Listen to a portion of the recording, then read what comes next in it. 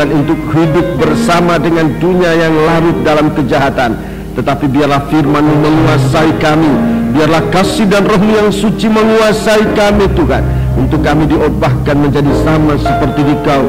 Saat Engkau datang kembali, Engkau dapat menemukan kami dalam keadaan sesuai dengan kehendak-Mu.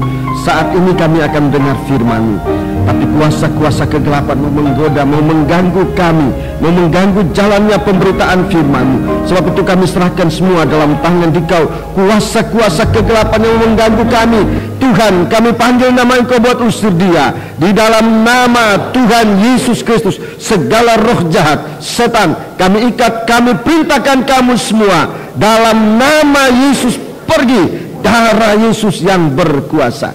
Terima kasih Bapa, haleluya. Terima kasih, dalam nama Yesus kami sudah berdoa, haleluya, amin. Baiklah, kita duduk dengan tenang. Untuk saat pemberitaan firman Tuhan merupakan saat yang benar-benar berguna bagi kita untuk dapat mendengarkan firman Tuhan dengan sebaik-baiknya. Puji Tuhan. Sebelum saya menyampaikan firman Tuhan, saya akan menyampaikan beberapa penyampaian bagi saudara-saudara sekalian untuk dapat diperhatikan dengan sebaik-baiknya. Semoga dapat saudara lakukan dalam kehidupan sehari-hari. Penyampaian ini merupakan suatu permohonan doa. Penyampaian permohonan doa untuk beberapa hal yang sangat penting yang harus kita perhatikan berkaitan dengan hidup kita, baik di negara kita maupun hidup beragama kita, beribadahnya kita di dalam gereja sesuai dengan iman kepercayaan kita, yaitu menurut Yesus Kristus sebagai menjadi orang Kristen. Kita berdoa banyak buat bangsa dan negara kita, buat pemerintah kita, juga terutama buat kegiatan pemilu yang akan datang ini.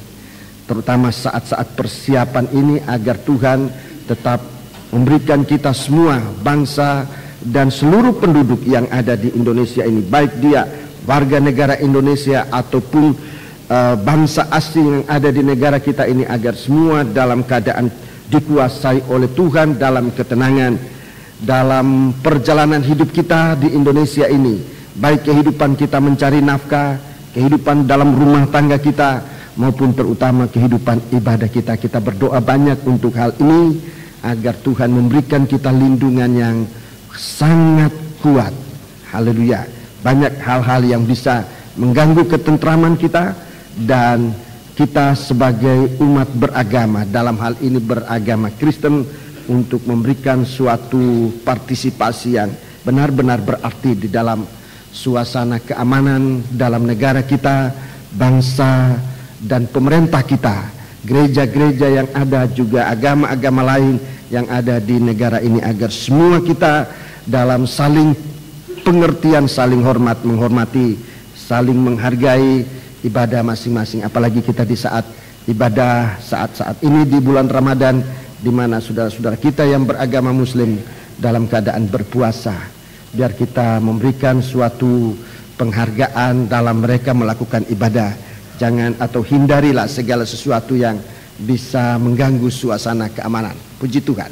Kemudian untuk kegiatan kita di dalam sidang jemaat, tahun ini bagi kita rasanya untuk kebaktian-kebaktian kebangunan rohani kita perlu berdoa banyak.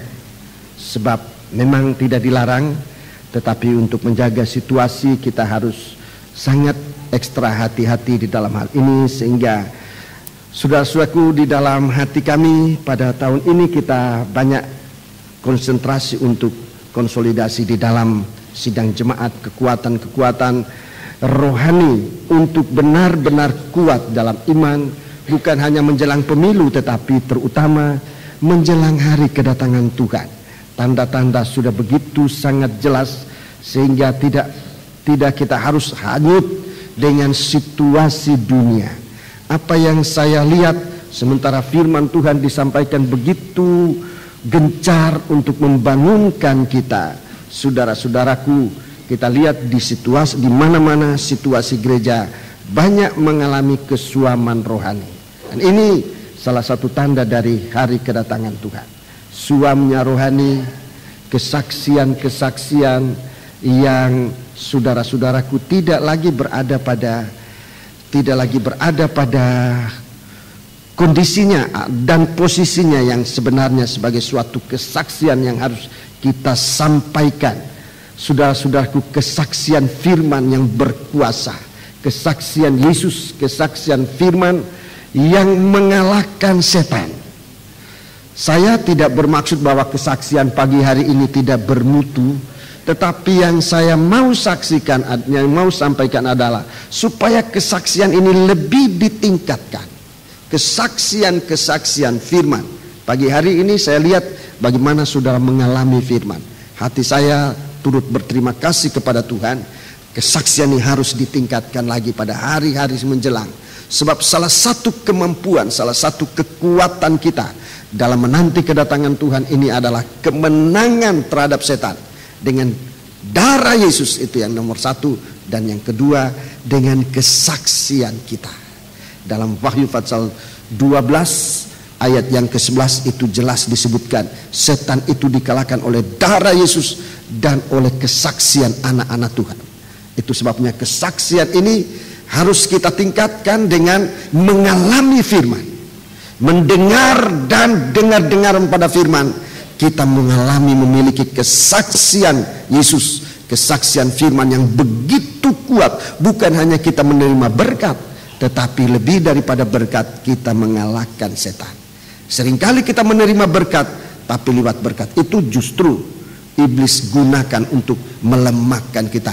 Begitu selesai diberkati, kita ingat diri kita sendiri, kita menjadi lemah dan jatuh. Ini harus diwaspadai. Itu sebabnya kesaksian ini bukan hanya menerima berkat, tetapi di dalam berkat itu kita berkemenangan. Jadi di dalam diri kita, sebagai sidang jemaat ini harus iman itu dikuatkan. Dalam pasal 2 kitab Wahyu kita mendengar iman itu jangan goyah oleh apapun juga, oleh percobaan, oleh berkat, oleh apapun juga, jangan goyah. Iman itu jangan gugur, iman itu jangan disesatkan, supaya kita menjadi milik Tuhan.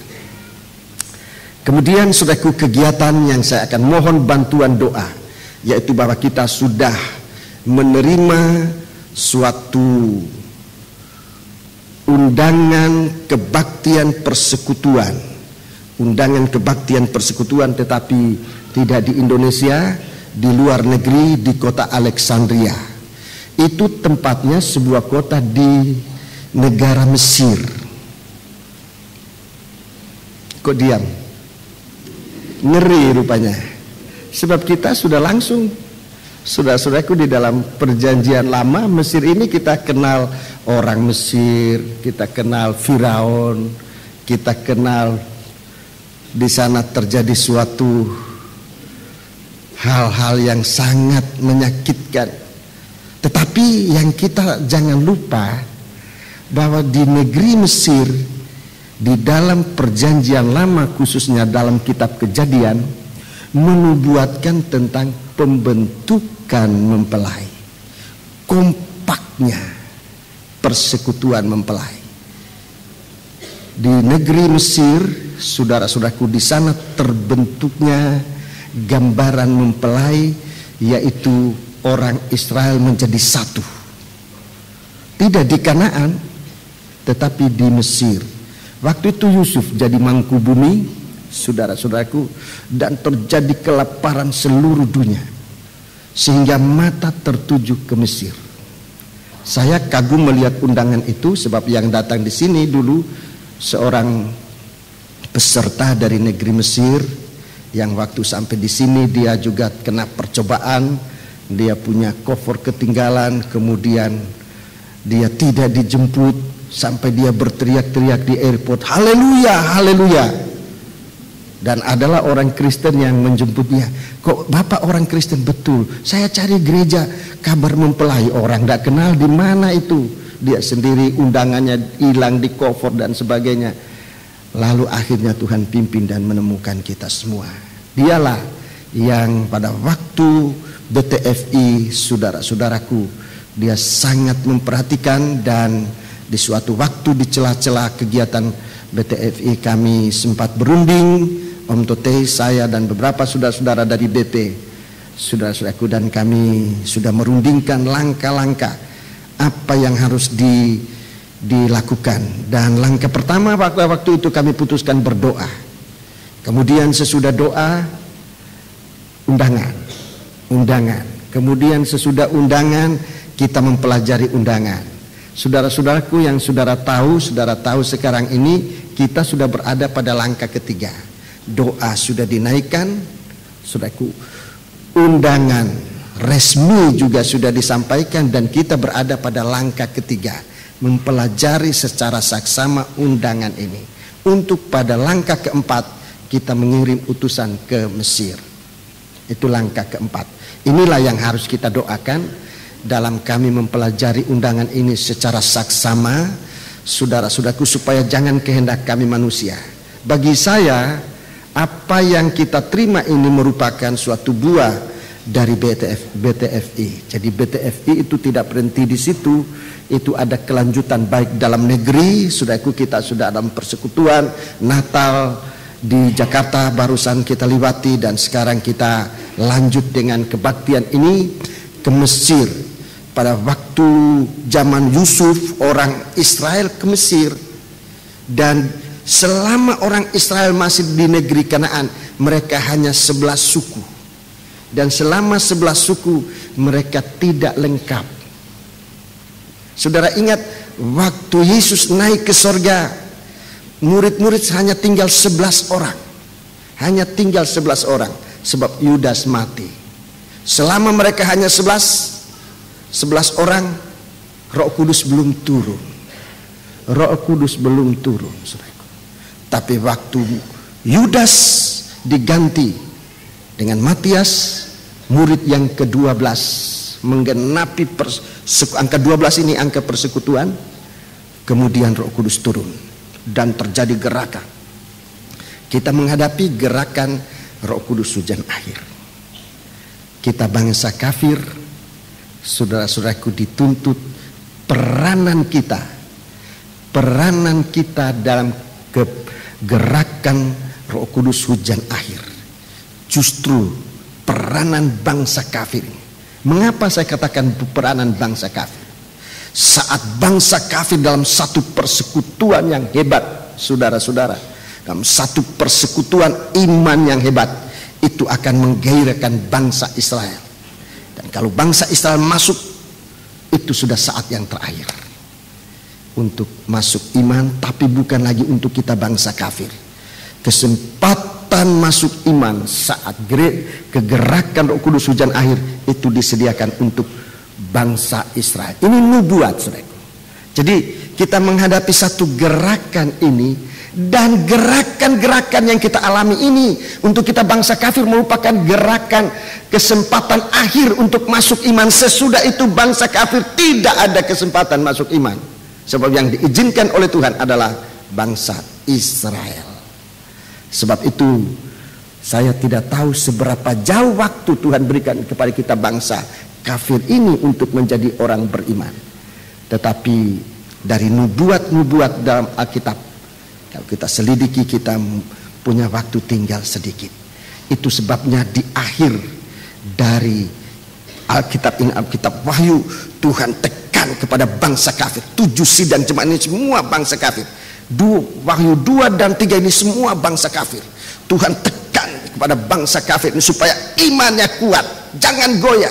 Imannya jangan gugur, imannya jangan sesat. Sebab nanti masuk Wahyu pasal 6 itu satu kegerakan besar, saudara-saudaraku. Itu kesempatan bangsa Israel. Bangsa Israel mulai goyang sekarang untuk mencari Tuhan. Mereka memang tidak mau disebut orang Kristen. Itu suatu masalah mereka, kita tidak perlu campur itu. Mereka tidak mau disebut orang Kristen, tetapi mereka menyebut dirinya sesuai dengan nama yang mereka pilih sendiri. Tetapi intinya adalah mereka menerima Alkitab ini, perjanjian lama dan perjanjian baru. Dan yang utama adalah menerima Yesus sebagai juru selamat. Lebih lagi bahwa mereka menantikan Yesus itulah yang akan datang. Yesus yang disalibkan itu, dialah Mesias yang akan datang.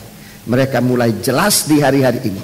Jadi kesempatan untuk nanti pertemuannya bangsa kafir dan bangsa Israel ini dalam iman satu kesatuan dalam tubuh Kristus.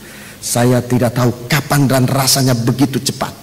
Itu sebabnya saya merasa tidak mampu berdoa sendiri. Saya mau terus terang, saudaraku, saya tidak mampu berdoa sendiri untuk beban ini tanpa dukungan doa dari sidang jemaat.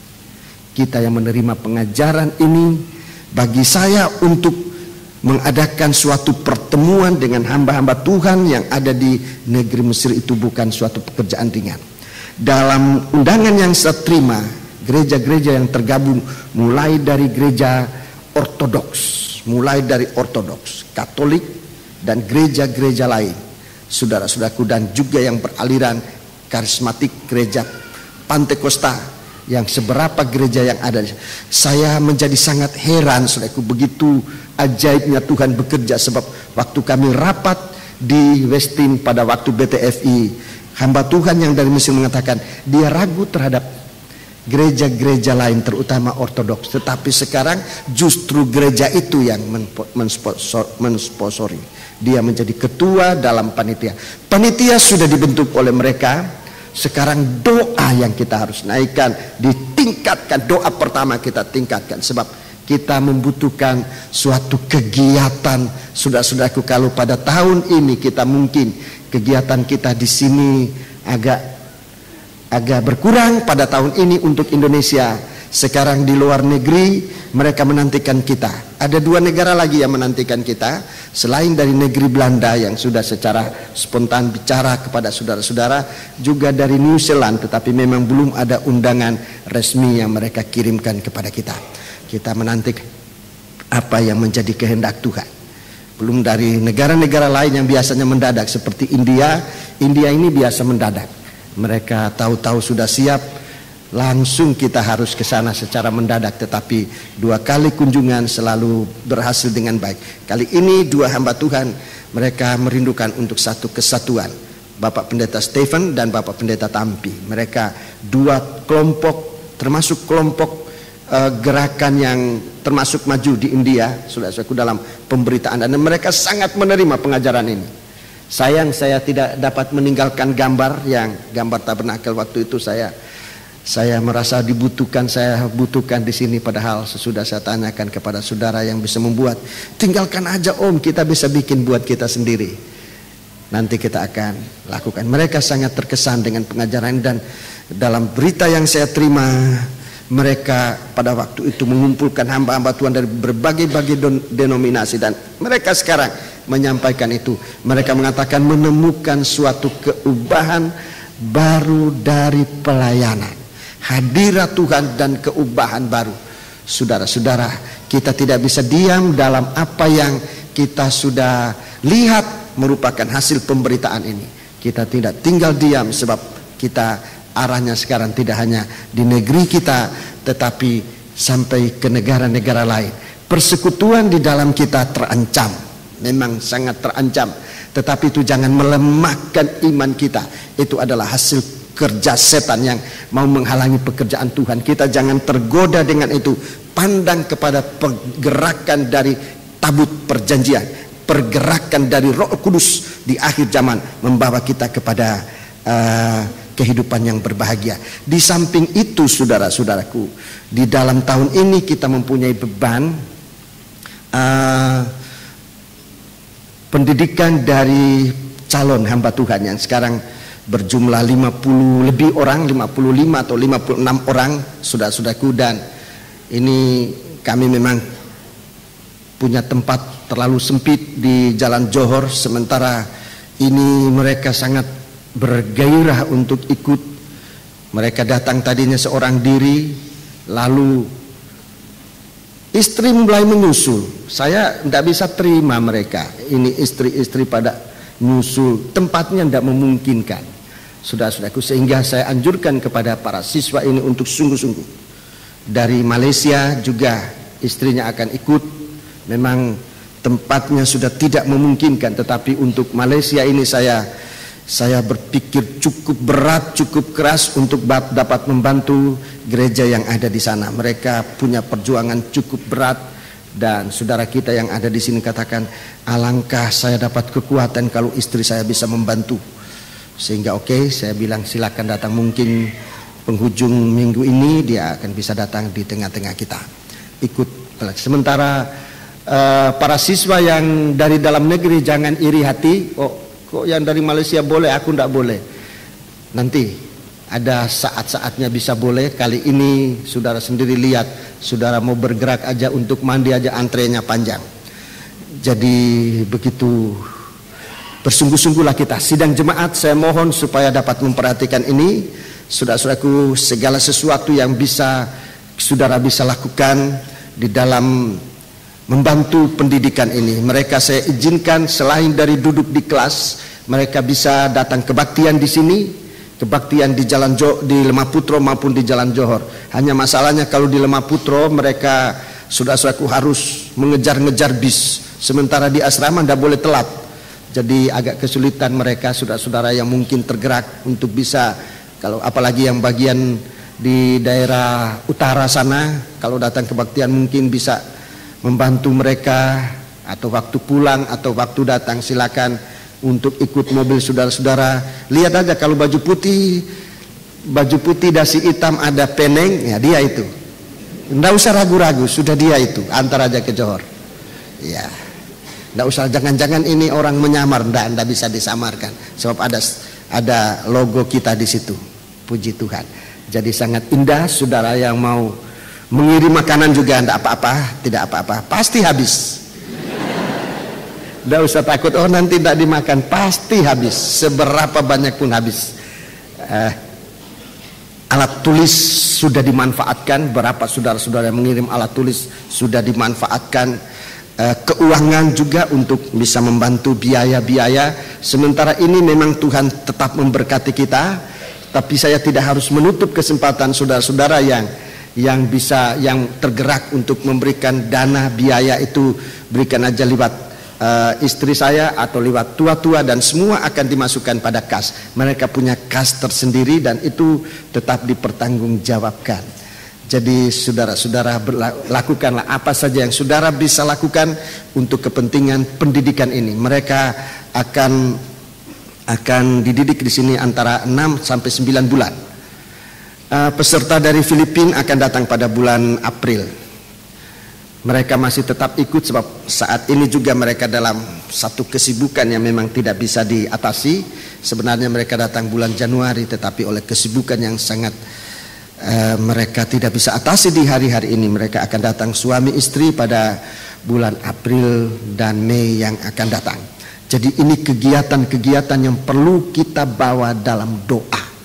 Saya tidak bisa tanggung sendiri, saya tidak bisa berdoa sendiri tanpa dukungan sidang jemaat. Puji Tuhan. Mari, sekarang kita mau ikut firman Tuhan. Kitab Wahyu Fatsal yang kedua. Kitab Wahyu Fatsal yang kedua, Fatsal yang ketiga. Fatsal 2 dan Fatsal 3 ini dijelaskan secara bersamaan. Kita sudah sampai dengan dasar pengikutan kita kepada Tuhan. Dasar pengikutan kita kepada Tuhan adalah korban Kristus, kasih mula-mula, itu dasar. Kalau pengikutan ini pelayanan tanpa kasih mula-mula sama dengan rumah tanpa dasar. Atau kalau ada dasar fondasi yang salah, hanya pasir. Tapi kalau fondasi atau dasar itu adalah kasih mula-mula, itulah korbannya Kristus, itu kuat. Di atas dasar ini iman Kristiani didirikan bagaikan satu bangunan, saudara-saudara, yang Tuhan Yesus katakan dalam Injil Matius pasal 16, itu rumah Allah, sidangku. Di atasnya aku akan bangunkan sidangku yang tidak bisa dirobohkan. Saudara-saudara, begitu kuat, bahkan sampai dengan kunci pun diserahkan oleh Tuhan. Begitu kuat bangunan itu atas dasar kasih mula-mula dan iman kepada Kristus menegakkan pendirian dari kehidupan rohani kita. Sekarang kita melihat bangunan itu, itulah kehidupan kita. Tidak dibiarkan telanjang. Bangunan tanpa rencana yang sangat tepat, tapi dia dirikan begitu kuat. Ada fondasinya dan tiang-tiang yang berdiri atas fondasi itu. Sudah iman yang kuat, yang kokoh. Kemudian sesudah gereja Tuhan merupakan satu gereja yang ada. Ini gereja tidak boleh pasif. Ini gereja yang berjalan. Itu artinya satu gereja yang sangat bergerak. Mobilisasinya harus ditingkatkan. Harus ditingkatkan. Berjalan bersama Kristus. Baik dalam kehidupan sehari-hari, baik dalam kehidupan pemberitaan, kesaksian-kesaksian di dalam negeri, di luar negeri, berjalan bersama Kristus. Berjalan bersama Kristus. Ini Fatsal 3 kita lihat Tuhan sudah memiliki sidangnya. Sidang yang dibangun atas dasar batu karang yang kuat. Matius pasal 16, Tuhan bicara kepada Petrus, saudara-saudaraku, sekarang bangunan gereja itu ada, tapi jangan gereja yang statis. Kita lihat sekarang gereja-gereja, kalau saya baca dalam surat undangan, gereja ortodoks mulai bergerak, saudara-saudara. Gereja Protestan sekarang sudah jauh lebih maju dari kita. Orang Pantekosta yang tadinya merasa kita lebih maju dari orang Protestan, sekarang orang Protestan sangat maju. Sangat maju dalam iman.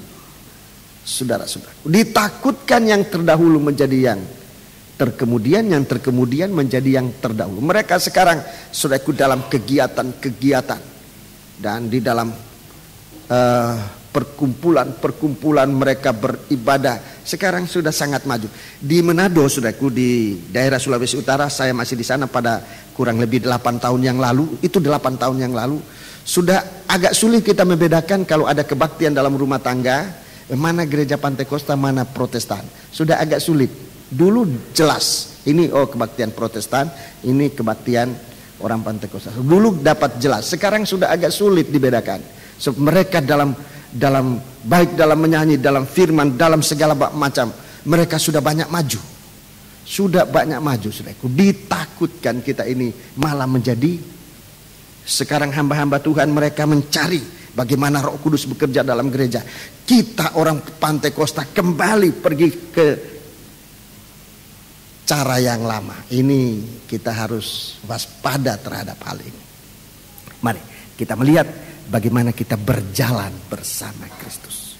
Fatsal 3 ini, saudaraku, dalam Fatsal 3 ini Tuhan mulai dengan tolong baca ayat 1. Tolong baca ayat 1. Tolong baca ayat 1. Saya mau tunjukkan bagaimana gereja yang dibangunkan itu menjadi milik Tuhan. Ayat 1, Fatsal 3. Dan tuliskanlah kepada malaikat jemaat di Sardis. Malaikat jemaat di Sardis. Inilah firman Dia yang memiliki ketujuh roh Allah dan ketujuh bintang itu. Aku tahu segala pekerjaanmu. Engkau ada nama, dikatakan hidup, padahal engkau mati. Ya, ini kita harus, ini suatu gerakan Tuhan bahwa gereja yang dibangun ini, adalah tanda-tanda kehidupan. Tetapi kalau tidak ada kegiatan, tidak ada gerakan, tidak ada suatu aktivitas, itu sama dengan mati. Sama dengan mati. Hidup hanya karena ada nafas, tetapi tidak ada aktif. Sama dengan orang mati. Orang mati tidak ada aktivitas. Jadi hidup hanya karena memang bernafas, tidak bisa kita katakan mati. Dikatakan hidup sebab bernafas. Masih ada kebaktian, masih ada nyanyian, masih ada. Tetapi sesudah itu tidak ada aktivitas. Iman tanpa perbuatan adalah mati. Jadi hidup karena ada iman. Percaya, coba tanya sama orang percaya Yesus, semua dalam satu kesatuan suara percaya. Tetapi kalau dikatakan ada perbuatan iman, tunggu dulu. Jadi kamu itu dianggap hidup padahal mati. Punya iman tanpa aktivitas.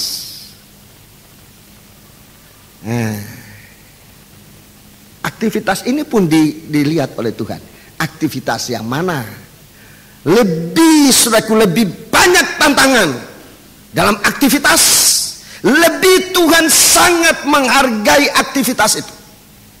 Kalau ada aktivitas tetapi yang enak-enak buat daging, saudara-saudaraku, bukannya tidak dihargai oleh Tuhan, tetapi Tuhan sangat menghargai satu kehidupan dalam satu kegiatan yang sekalipun banyak tantangan, dia tetap maju bersama Tuhan. Sampai dikatakan dia memiliki kesaksian Yesus, sampai dia tidak menyayangkan nyawanya. Lalu ke Mesir, bagaimana ke Mesir? Tantangannya banyak, baru daging ini sudah nggak senang. Untuk ke Mesir itu apa sih? Mau ke Mesir. Jarang sekali orang yang ngurus visa mau kemana. Kalau ke negara-negara yang buat enak-enaknya daging banyak, mau kemana? Ke India, satu pesawat yang besar, hitung-hitung ada 6 orang ke India, orang Indonesia. Yang lain-lain orang lain. Orang Indonesia tidak begitu banyak di sana. Apalagi ke Mesir ini, jarang saya dengar orang urus visa mau kemana, ke Mesir, jarang sekali, aneh. Mungkin saudara-saudara di bidang usaha barangkali juga jarang, saya nggak tahu Pak Hari, Pak ada usaha di Mesir. Memang agak, jadi memang kesulitannya sulit. Saya sendiri secara pribadi sudah mikir-mikir ini. Saya ini di sekolah kita pegang pengajaran kitab Keluaran. Yang di sana tentang Firaun, tentang Mesir ini gambarannya benda enak-enak. Firaun yang gambarannya setan. Orang Mesir yang gambarannya, wah macam-macam lah digambar-gambarkan itu. Jadi bagaimanalah saya khotbah nanti di sana. Firaun itu setan, saudara-saudara. Cukup sulit. Tapi kalau harus bicara begitu bagaimana? Saya nggak tahu ini. Tetapi kalau Tuhan suruh, Tuhan akan. Semoga Firaun itu dulu dia melawan Tuhan, sekarang kesempatan terakhir untuk bisa bertobat. Insya Allah kita doakan. Oh ya, aku setan ya. Kalau begitu aku mau bertobat. Puji Tuhan. Geger dunia. Jadi memang satu hal yang kita perlu berdoa. Semakin hari pengikutan kita kepada Tuhan semakin sulit. Tetapi di saat itu Fatsal 3 ini Tuhan menyatakan aku memiliki. Ayat 1 ini jelas. Aku yang memiliki atau dia yang memiliki ketujuh roh itu bicara tentang sidang jemaat. Yang sidang jemaat terutama kita bangsa kafir yang dibangun atas pekerjaan dari Roh Kudus. Begitu dekatnya sidang jemaat dengan Roh Kudus sehingga zaman gereja ini disebut juga zaman Roh Kudus. 2000 tahun terakhir itu zaman Roh Kudus, disebut juga zaman gereja, zaman kemurahan. Jadi kalau di sini bicara tentang yang empunya 7 roh, itu bicara tentang 7 sidang jemaat. Dan 7 bintang itu berarti beserta pelayan-pelayan yang ada dalam sidang jemaat. Puji Tuhan. Jadi sidang jemaat keseluruhnya di sini dikatakan dimiliki oleh Tuhan. Sudah dimiliki oleh Tuhan. Fatsal 3 ini ayat 1 sampai dengan 6 saya singkatkan keseluruhannya. Ayat 1 sampai 6 sidang jemaat ini dipakaikan dengan pakaian putih. Dipakaikan dengan pakaian putih, pakaian yang sama, saudara-saudaraku, pakaian yang sama dengan pakaian dipakai oleh Yesus. Mulai dari kematiannya, waktu dia mati dia dipakaikan dengan pakaian putih yang bersih, pakaian putih yang bersih. Saudara baca dalam Injil Matius pasal yang ke-27. Injil Matius pasal yang ke-27. Ini pakaian yang dipakai oleh Yesus waktu ia mati, ya. Ia mati. Ayat yang keempat, 27 ayat 4. Maafkan. Ayat yang ke-59, bukan ayat ini. Matius 27 ayat yang ke-59. Dan Yusuf pun mengambil mayat itu, mengapaninya dengan kain lenan yang putih bersih. Iya, ini tubuh yang mati. Ini tubuh bicara dari gereja Tuhan. Dipakaikan dengan kain lenan yang putih bersih. Dalam pengalaman kematian, tidak berbuat dosa. Itu artinya, ya, kain lenan putih yang bersih ini, saudaraku, itu artinya sekalipun masuk dalam pengalaman kematian, tidak berbuat dosa, tidak mengomel, tidak memaki-maki. Di dalam, saudara catat di dalam itu pengertian rohaninya dalam 1 Petrus pasal yang kedua, 1 Petrus pasal 2 itu arti rohani dari pakaian putih itu. Saya lebih baik dibaca. Saya mau terangkan ini secara jelas. 1 Petrus pasal 2 itu pakaian putih itu dalam pengalaman kematian, ayat yang ke-22. Ayat yang ke-22. Ia tidak berbuat dosa, ya, dan tipu tidak ada di dalam mulutnya. Jadi ini tubuhnya itu sendiri, satu tubuh yang tidak berbuat dosa. Yesus mati, saudaraku, dia tidak berbuat dosa, tetapi ia mati karena dosanya manusia. Ayat 23, dengarkan. Ayat 23 ini kain putih yang menyalut tubuh yang sudah mati ini. Ayat 23. Ketika ia dicaci maki, ia tidak membalas dengan mencaci maki. Ini pakaian putih. Terus. Ketika ia menderita, ia tidak mengancam. Ini pakaian putih. Tetapi ia menyerahkannya kepada Dia. Ini pakaian putih yang menghakimi dengan adil. Terus. Ia sendiri telah memikul dosa kita di dalam tubuhnya di kayu salib, supaya kita yang telah mati terhadap dosa hidup untuk kebenaran. Oleh bilur-bilurnya kamu telah sembuh. Ini kuasa yang timbul dari pengalaman kematian. Bersih. Pakaian lenan putih yang bersih. Jadi mulai dari ia mati, ia bangkit dengan pakaian yang putih. Ia naik ke surga dengan pakaian putih, saudara-saudaraku, yang berkilau-kilauan. Gereja Tuhan pun mau dipakaikan oleh Tuhan dengan pakaian putih ini. Dia ingin, saudaraku, gereja Tuhan ini berpakaian putih, tanda pengalaman kematian. Saudara-saudaraku, dari pengalaman kematian sampai di dalam pelayanan kita selanjutnya, sampai nanti saatnya kita harus masuk dalam perjamuan malam pesta kawin anak domba, mempelai wanita itu dalam berpakaian putih.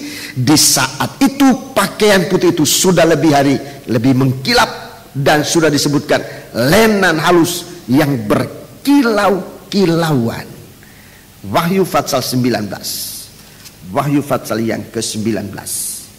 Wahyu pasal yang ke-19. Ayat yang ke-8. Dan kepadanya dikaruniakan supaya memakai kain lenan halus yang berkilau-kilauan dan yang putih bersih. Yang putih bersih. Jadi ada hubungan dengan kematian Kristus. Kita punya pakaian tidak mungkin pakaian putih, apalagi putih bersih, tanpa kita melewati pengalaman kematian bersama Yesus. Ini harus dicamkan oleh setiap orang Kristen, terutama yang ingin menyambut Yesus akan datang kembali sebagai Raja. Ini perlu dicamkan untuk kita bisa mengerti semengerti-mengertinya. Jadi pengikutan ini, saya dimulai langkah pertama, pakaian putih itu wujudnya merupakan kain kafan. Kain kafan yang bisa, saya banyak kali menakutkan, menyalut dari kepala sampai di kaki. Kalau kain kafan itu tidak hanya dari leher, tapi dari kepala, ujung kepala sampai ujung kaki, disalut seluruhnya.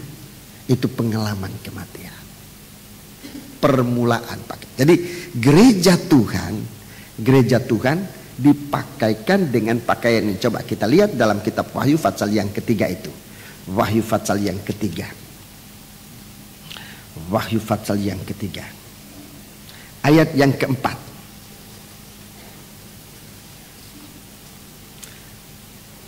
Tetapi di Sardis ada beberapa orang yang tidak mencemarkan pakaiannya. Ya, jadi pengalaman kematian itu, dalam pengalaman kematian waktu difitnah, waktu diolok, waktu di apa, dia tetap menjaga kesucian.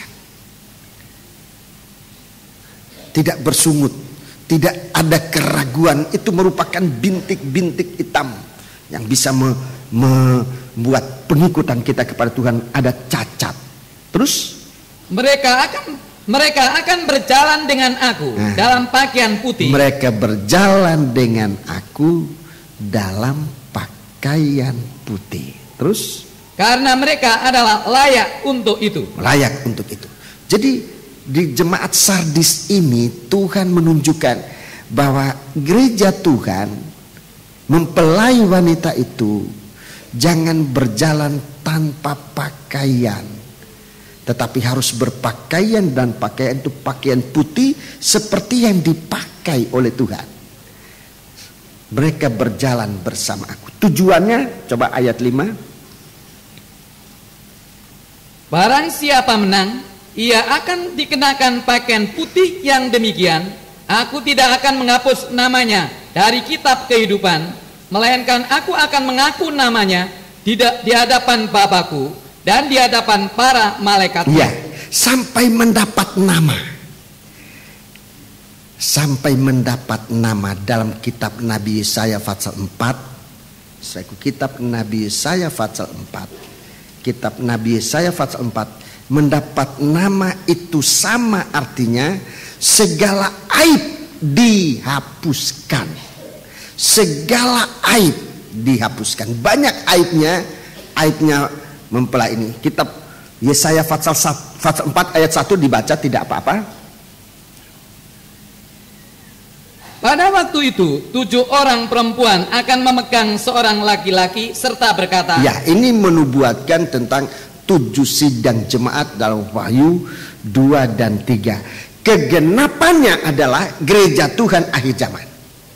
Jadi 7 wanita ini dalam kitab nubuat ini, kitab Yesaya ini kitab nubuat, itu menubuatkan tentang 7 sidang jemaat yang ada di kitab Wahyu pasal 2 dan 3. Dan kegenapan selanjutnya adalah gereja Tuhan akhir zaman. Jadi ini kitab, ini 7 wanita. Dengarkan apa yang dirindukan oleh 7 wanita ini. Untuk seorang laki-laki ini, itulah Yesus Kristus. Seorang laki-laki itu Yesus. Jadi gereja Tuhan nanti akan merindukan bagaimana ia mendapat nama dari seorang laki-laki ini. Bagaimana namanya diakui oleh laki-laki ini. Dengarkan apa kata mereka. Kami akan menanggung makanan dan pakaian kami sendiri. Jadi ibadah gereja Tuhan nanti bukan cari berkat nomor 1, apalagi berkat apa yang bisa dimakan, apa yang bisa dipakai. Ini berkat yang sekarang masih direbutkan oleh anak-anak Tuhan di dalam ibadahnya. Supaya dapat uang banyak, memang boleh-boleh saja. Tapi bukan tujuan akhir itu. Nanti kita akan melihat bahwa berkat itu apakah artinya. Tetapi nama kita tidak diakui oleh Tuhan. Kami akan makan makanan kami sendiri. Kami akan pakai pakaian kami sendiri. Tetapi terus, hanya biarlah namamu. Hanya namamu. Berikan kami nama. Namamu dilekatkan kepada nama kami. Dilekatkan dalam nama kami. Ini suatu pengakuan nama. Hanya namamu dilekatkan dalam nama kami. Ambillah aib yang ada pada kami. Ambillah aib yang ada pada kami. Dalam pengalaman matinya Yesus, itu untuk menghapus segala aib kita.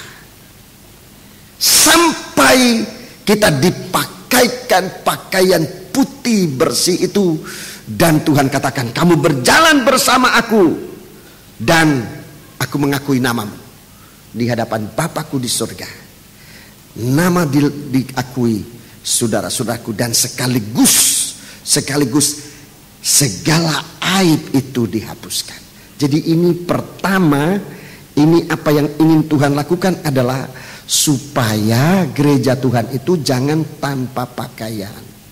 Gereja Tuhan yang tidak mau masuk dalam pengalaman kematian. Yang saya maksudkan dengan gereja Tuhan bukan suatu organisasi utama, tapi satu organ tubuh Kristus yang terdiri dari setiap sel.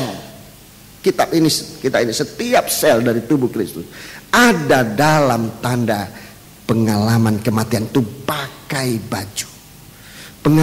Dalam pengalaman kematian kita sedang dipakaikan oleh Tuhan pakaian yang akan meningkat sampai menjadi pakaian putih berkilau-kilauan. Puji Tuhan. Yang kedua, saudaraku, ayat 7 sampai dengan ayat yang ke-13. Ayat 7 sampai dengan ayat 13. Kita membaca sekarang ayat yang ke-11 dan 12. Ayat 11 dan 12. Aku datang segera. Ya. Peganglah apa yang ada padamu, ya, supaya tidak seorang pun mengambil mahkotamu. Iya.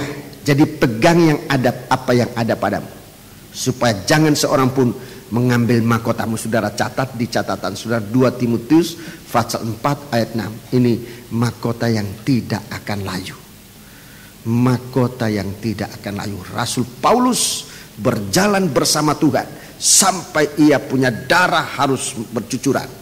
Dia dipancung kepalanya, tapi dia katakan, mahkota itu aku terima, bukan hanya aku saja, tapi setiap orang yang berjalan mengikut Yesus akan terima mahkota itu. Jadi di sini bukan hanya dipakaikan dengan pakaian putih, tetapi Tuhan taruh mahkota. Ini artinya suatu pengangkatan. Mahkota itu miliknya sang raja dan mempelainya, dan sang raja dan mempelainya,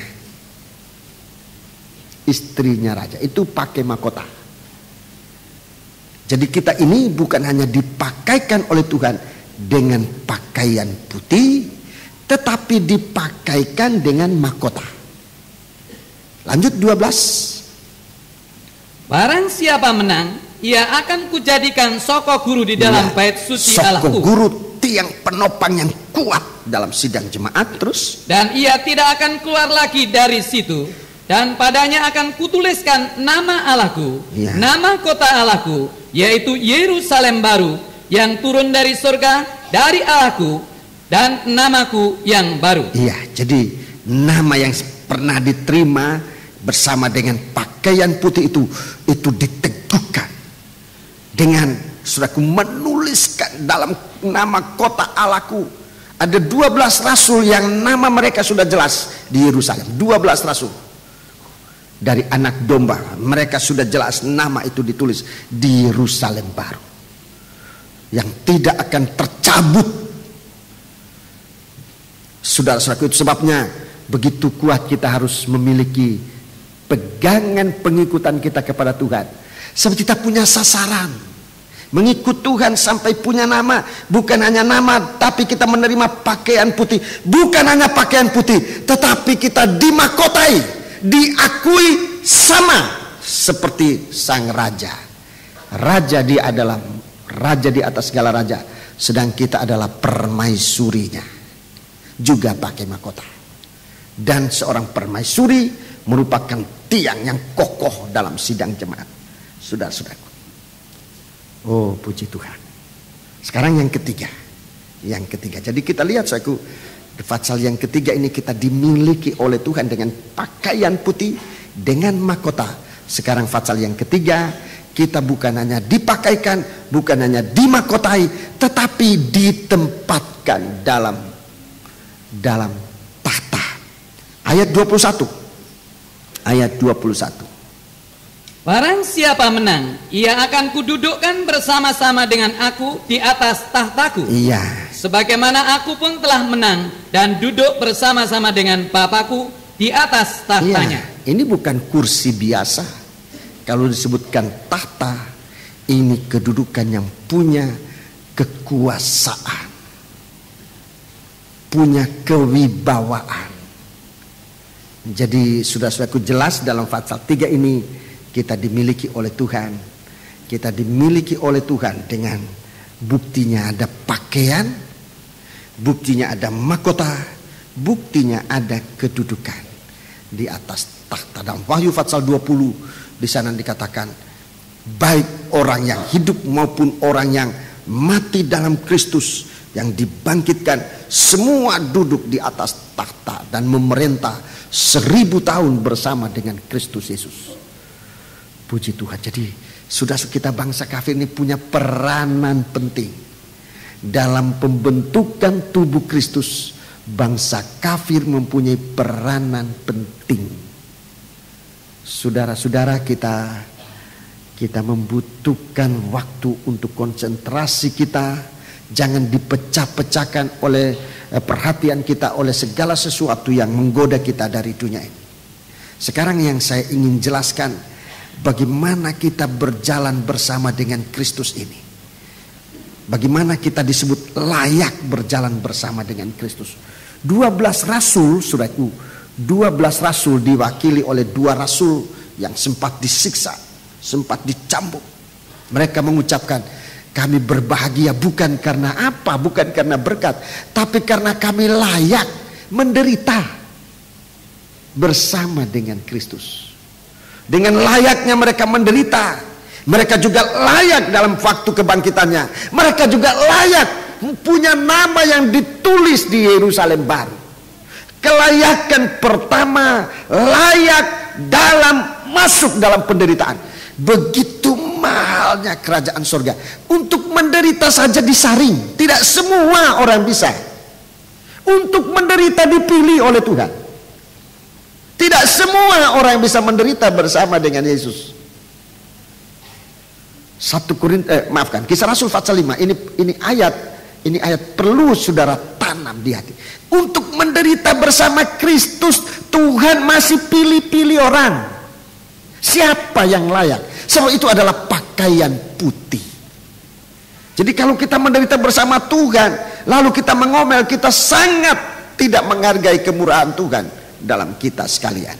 Sebab untuk bisa menderita bersama dengan Kristus, itu suatu kelayakan. Mari, pasal 5 ayat 41. Ayat 40. Mereka memanggil rasul-rasul itu, lalu menyesah mereka. Iya. Menyesah mereka, mencambuk mereka, memukul mereka. Terus? Dan melarang mereka mengajar dalam nama Yesus. Iya. Sesudah itu mereka dilepaskan. Memang tidak bisa dibelenggu orang semacam ini. Ayat 41. Rasul-rasul itu meninggalkan sidang mahkamah agama dengan gembira. Dengan gembira. Padahal baru disesah, baru disiksa. Mereka meninggalkan mahkamah agama dengan gembira. Terus karena apa? Karena mereka telah dianggap layak menderita penghinaan oleh karena nama Yesus. Dianggap layak mati bersama Kristus. Seperti 1 Petrus pasal 2, layak ikut Tuhan mulai dari penghinaan. Untuk layak dihina aja. Karena Kristus itu suatu pilihan. Untuk layak dihina, itu suatu pilihan. Tuhan yang memilih. Itu sebabnya nama murid-murid ini, nama dari Rasul Anak Domba ini ditulis dalam kitab, dalam Yerusalem baru.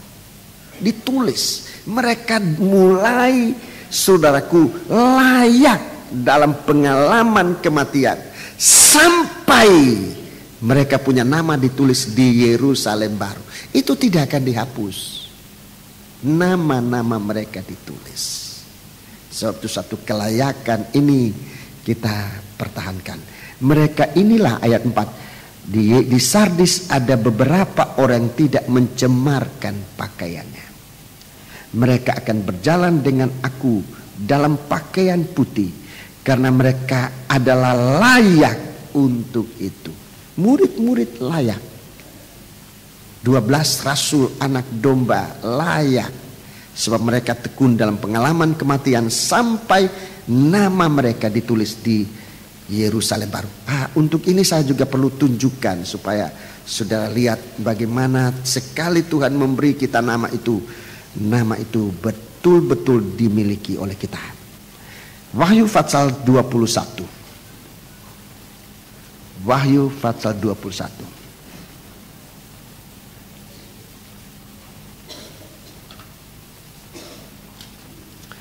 Wahyu pasal 21 ayat 14. Nama ke-12 rasul anak domba itu. Ini adalah rasul-rasul yang layak. Rasul-rasul yang layak berjalan bersama dengan Tuhan. Mulai dengan layak menderita bersama dengan Tuhan. Nama ini ditulis. Kalau kita mau bahwa nama kita diakui di hadapan Bapa di sorga, di hadapan malaikat di sorga. Perhatikan saat sudah mendapat kesempatan, mulai dari pengalaman kematian. Itu dinilai oleh Tuhan. Kelayakan itulah yang perlu kita jaga. Jadi Tuhan katakan mereka akan berjalan bersama dengan aku dan memakai pakaian putih. Nah, sekarang saya akan tunjukkan bagaimana kita berjalan dengan Tuhan ini dalam kitab Amsal. Sudah pernah kita baca dalam Bible Study. Saudara-saudaraku, kita sudah juga membaca dalam Bible Study pada hari Jumat yang lalu. Kita membaca pasal ini. Dalam kitab Amsal Soleman, pasal yang ke-30. Amsal Soleman, pasal yang ke-30. Amsal Soleman pasal yang ke-30. Amsal Soleman pasal yang ke-30. Pada Bible Study kita mendengar pada pasal 30 ayat 15, kita ini jangan menjadi lintah, ya. Jangan menjadi lintah. Lintah ini tidak layak. Dia melekat pada tubuh tetapi tidak layak. Saudara di kota mungkin tidak mengerti lintah. Tidak mengerti lintah. Tetapi kalau saudara di desa, apalagi di hutan, saudara bisa tahu lintah. Ada lintah darat,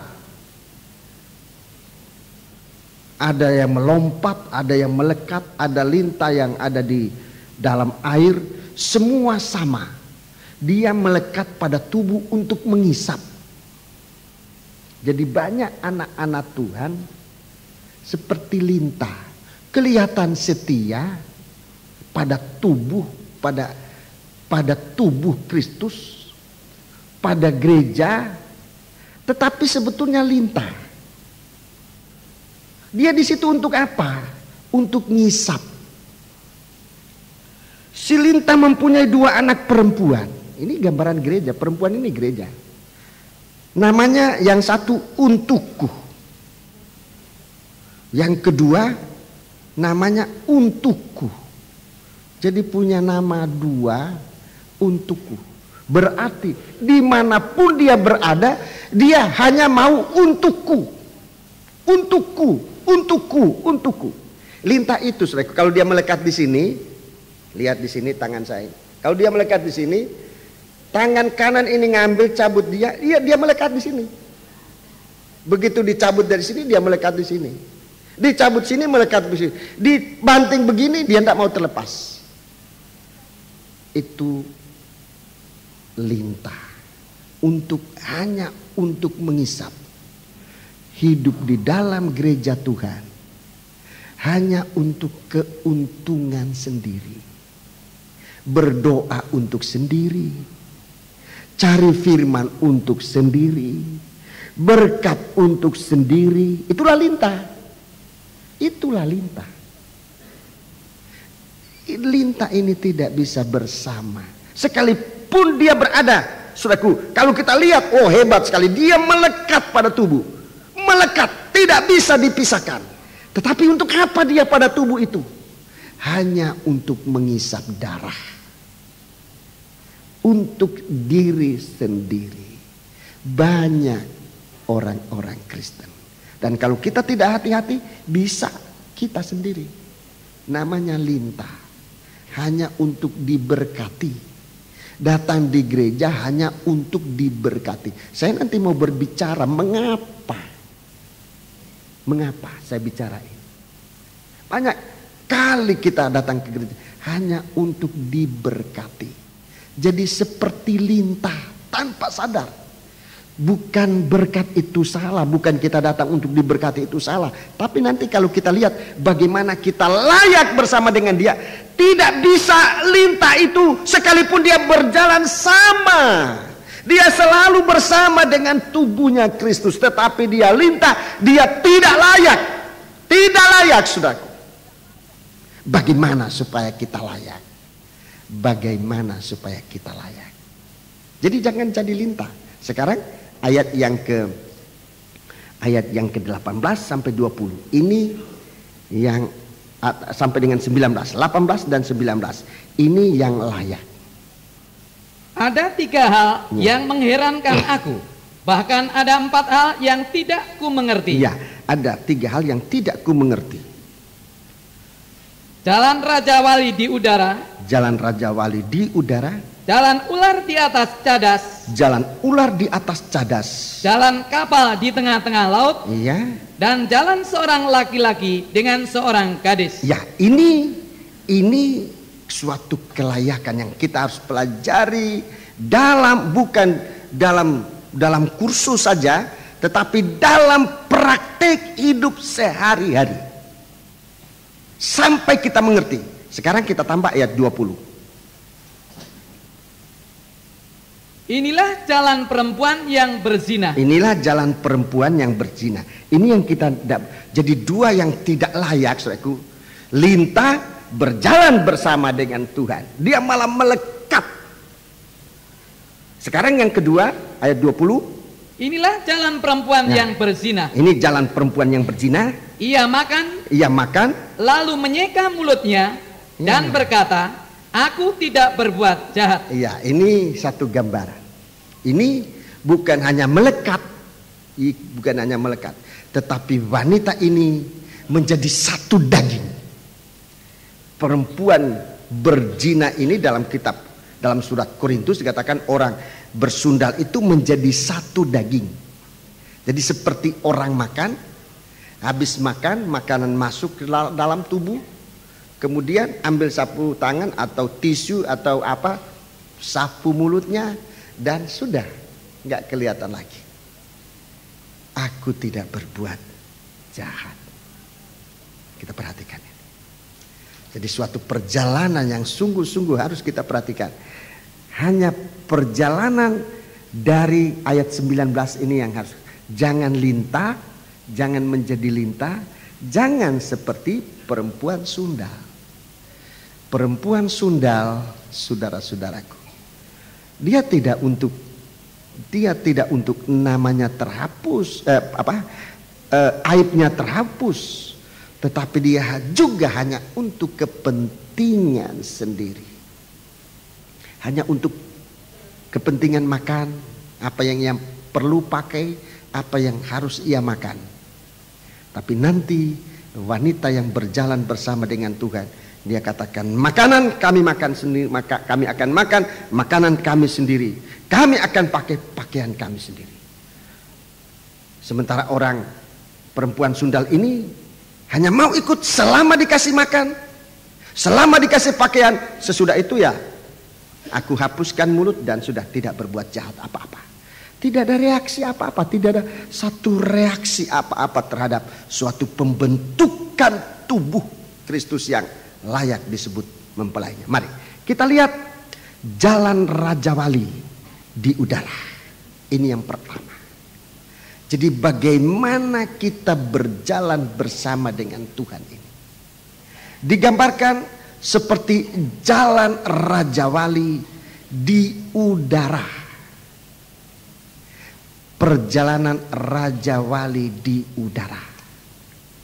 kita berjalan bersama dengan Tuhan akan disebut layak kalau kita berjalan bersama dengan Tuhan seperti Raja Wali, seperti burung nasar yang terbang di udara. Yesaya pasal 40. Yesaya pasal yang ke-40. Ini perjalanan Raja Wali. Yesaya pasal yang ke-40. Ikut baik-baik penjelasan ini, saudaraku. Yesaya pasal 40 ini perjalanan burung Raja Wali. Yesaya pasal yang ke-40, saudara-saudaraku, kita membaca ayat-ayat yang terakhir, ayat 29 sampai dengan 31. Tapi ditekankan pada ayat 31. Mari. Dia memberi kekuatan kepada yang lelah, memberi kekuatan kepada yang lelah, dan menambah semangat kepada yang tiada berdaya. Iya, 30. Orang-orang muda menjadi lelah dan lesu. Iya. Dan taruna-taruna jatuh tersandung. Iya, jadi ini pengikutan ini bisa lelah, bisa patah semangat, bisa tersandung, bisa jatuh. Tetapi bukan itu perjalanan yang layak. Jadi jangan mengandalkan kekuatan, mahkota orang muda adalah kekuatannya. Orang muda bisa jadi lelah dan lesu. Jadi jangan berharap pada kekuatan, kepandaian dan sebagainya. Jangan berharap pada kemampuan, sebab ada sandungan, ada kejatuhan-kejatuhan.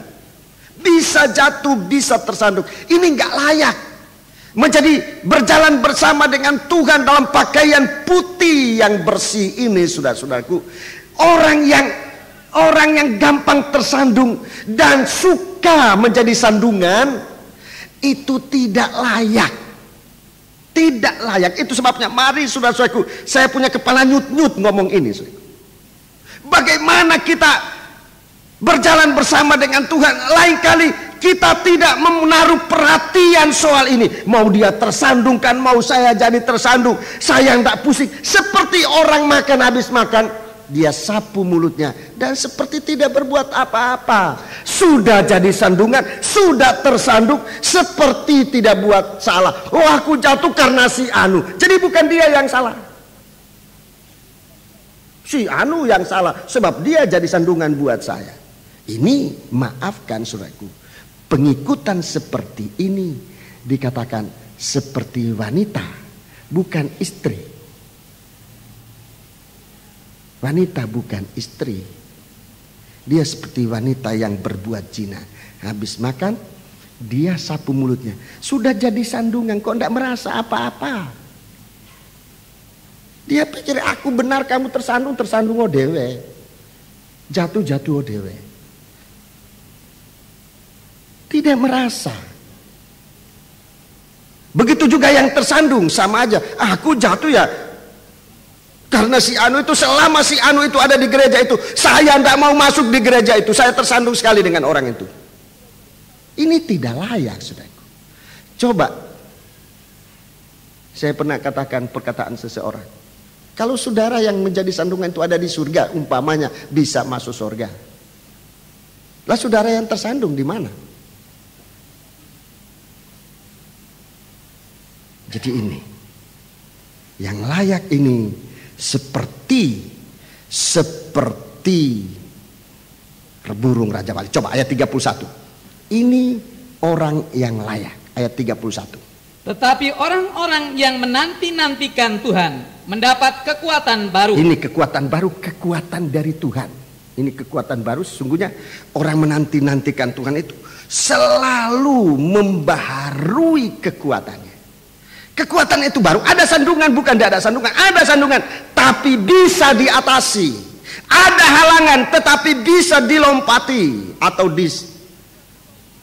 diatasi sedemikian rupa sampai kita bisa terus ngikut Tuhan. Ini Raja Wali. Tetapi orang yang menanti-nantikan Tuhan mendapat kekuatan baru, itu harus selalu membaharui kekuatannya. Selalu dibarui oleh Tuhan. Baca. Mereka seumpama Raja Wali yang naik terbang. Seumpama Raja Wali yang naik terbang. Dengan kekuatan sayapnya. Iya. Mereka berlari dan tidak menjadi lesu. Tidak menjadi lemah. Mereka lari tapi tidak menjadi lemah. Ini Saudara-saudaraku, hebat kalau ada pelari semacam ini, seorang pelari yang kuat. Tambah dia lari bukan tambah lemah, tambah kuat. Mengikut Tuhan begitu, saudaraku. Kalau saudara tidak atau berhenti mengikut Tuhan, saudara bukan tambah kuat, tambah lemah. Kalau dalam percobaan saudara berhenti ikut Tuhan, bukan tambah kuat, tambah lemah.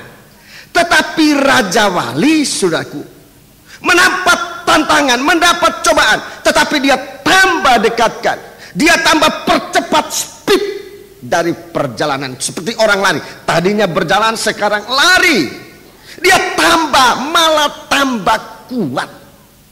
Itu pengikutan kepada Tuhan. Anggota gereja pada umumnya demikian. Kalau percobaan, tinggalkan Tuhan. Tidak pernah akan tambah kuat, dan ini tidak layak. Orang semacam ini tidak layak. Sebab waktu Tuhan datang, di saat dia mundur karena percobaan, dia tidak ada jaminan untuk bisa terangkat. Tidak ada jaminan. Saya tidak bisa berani atau hanya sekedar basa-basi. Oh, enggak apa-apa kalau Tuhan datang terangkat. Tidak ada alasan saya bicara begitu. Dalam percobaan kita mendapat kekuatan baru. Justru membaharui kekuatan. Terus mereka berjalan dan tidak menjadi lelah. Berjalan dan tidak lelah. Jadi apa itu perjalanan? Biasa, tidak lelah, tidak bosan. Tidak bosan. Tidak lelah, tidak bosan. Apa lari tidak menjadi lemah, tidak menjadi lesu, capek. Apalagi sampai harus gugur. Tidak. Ini perjalanan. Ini Raja Wali. Perjalanan kita bersama dengan Tuhan. Saya singkatkan supaya saudara mengerti.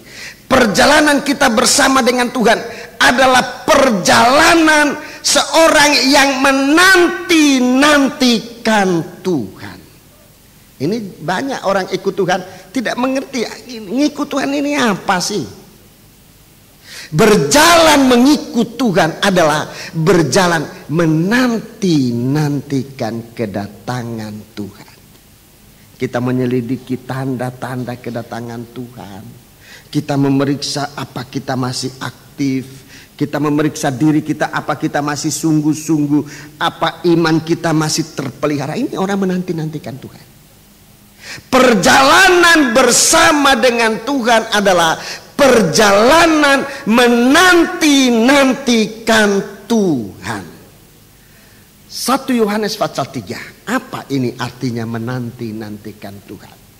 1 Yohanes pasal 3 ini perjalanan menantikan Tuhan. Apa itu menantikan Tuhan? Jangan perjalanan mengikut Tuhan ini tanpa suatu pandangan yang jelas. Ayat 2 dan ayat yang ketiga kita baca. Saudara-saudaraku yang kekasih, sekarang kita adalah anak-anak Allah. Kita milik Allah, kita anak Allah. Dalam mengikut Tuhan ini kita anak Allah. Terus? Tetapi belum nyata apa keadaan kita kelak.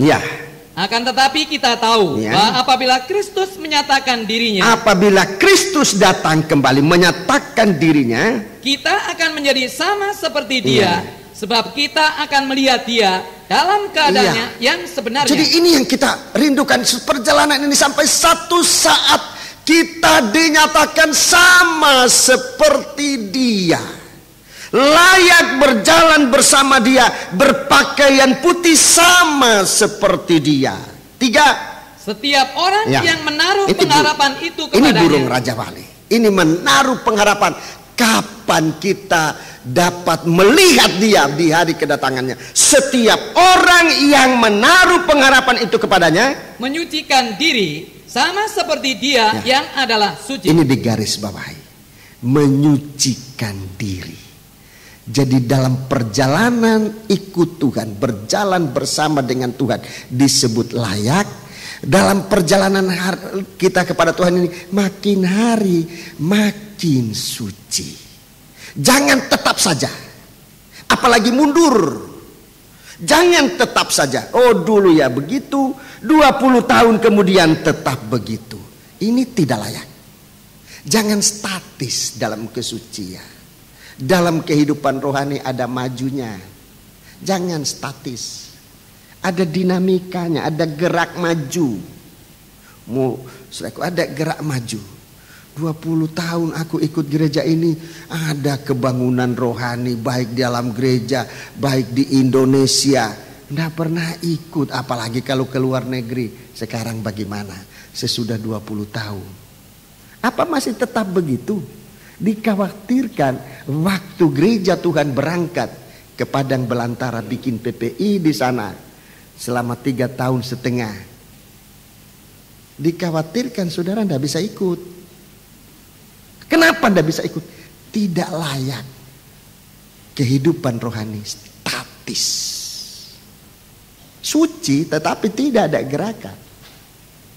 Orang yang menanti-nantikan Tuhan akan menjadi lebih hari, lebih suci sampai satu waktu menjadi sama seperti Dia. Kesucian kita sekarang, saudaraku, kesucian kita sekarang ada, tetapi dibanding dengan kesucian waktu Yesus datang, apalah atau sebelumnya juga, waktu gereja Tuhan disingkirkan ke Padang Belantara, itu tidak sama. Di saat gereja Tuhan disingkirkan ke Padang Belantara, kesucian kita tidak seperti kesucian sekarang. Sudah jauh lebih tinggi. Kalau saudara atau kita punya kesucian statis hanya seperti ini, tidak bisa terangkat. Celakanya akan tertinggal masuk dalam aniaya antikris selama 3 tahun setengah. Itu sih susah. Jadi saudaraku, ini perjalanan yang layak. Seperti orang menanti-nantikan Tuhan. Menyucikan diri. Menyucikan diri. Menyucikan diri bukan lewat menyalahkan orang lain. Kita mempersalahkan orang lain itu kita tidak menjadi suci, malah jadi kotor. Banyak kali untuk membenarkan diri kita menyalahkan orang lain. Oh, karena si ini begini-begini sehingga saya begini. Atau kita mengukur diri kita dengan ukuran sendiri. Itu tidak menyucikan kita. Sebab dalam perjalanan mengikut Tuhan ini seperti burung Raja Wali terbang di udara. Menyucikan diri. Menyucikan diri. Mari kita mau lihat, saudaraku, dalam menyucikan diri ada noda yang paling sulit. Noda itu membawa maut. Noda itu membawa maut. Selama kita masih hidup, noda itu sudah membuat kita mati. Selama kita masih hidup, saudaraku, noda itu sudah mematikan rohani. Efesus pasal yang kedua. Efesus pasal yang kedua. Surat Efesus pasal yang kedua. Itu noda yang mematikan rohani kita. Pasal 2 ayat 1. Kamu dahulu sudah mati karena pelanggaran-pelanggaran dan dosa-dosa. Iya, sudah mati pada pelanggaran dan dosa-dosa.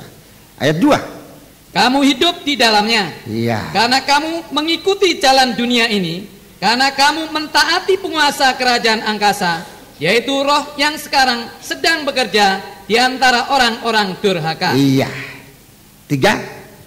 Sebenarnya dahulu kami semua juga terhitung di antara mereka. Iya. Ketika kami hidup di dalam hawa nafsu daging dan menuruti kehendak daging dan pikiran kami yang jahat.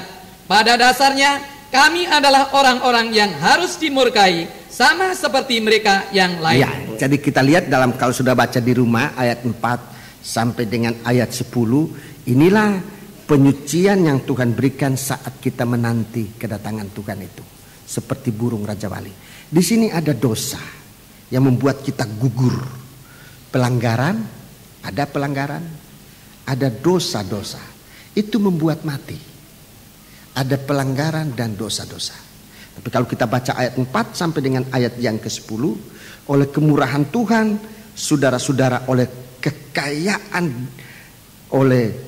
tetapi Allah yang kaya dengan rahmat, oleh karena kasih-Nya yang besar yang dilimpahkannya kepada kita, telah menghidupkan kita bersama-sama dengan Kristus. Itu ayat 4 ya. Sekalipun kita telah mati oleh kesalahan-kesalahan kita, oleh kasih karunia kamu diselamatkan. Jadi kalau pelanggaran dan dosa itu memang ada. Memang ada. Itu yang mematikan. Tetapi saudaraku, di dalam kita melakukan pelanggaran dan dosa, Rasul Paulus mengatakan, inilah perkataan yang benar bahwa Kristus telah datang untuk menghapuskan dosa orang-orang yang durhaka di dunia ini. Di antara manusia yang berdosa, aku yang paling besar dosanya. Tetapi dalam hal aku yang paling besar dosa ini, Tuhan telah menyatakan karunia-Nya sehabis-habis besarnya itu, sebesar-besarnya. Rasul Paulus katakan dalam 1 Timotius pasal 1, sudah baca di rumah ayat-ayat itu.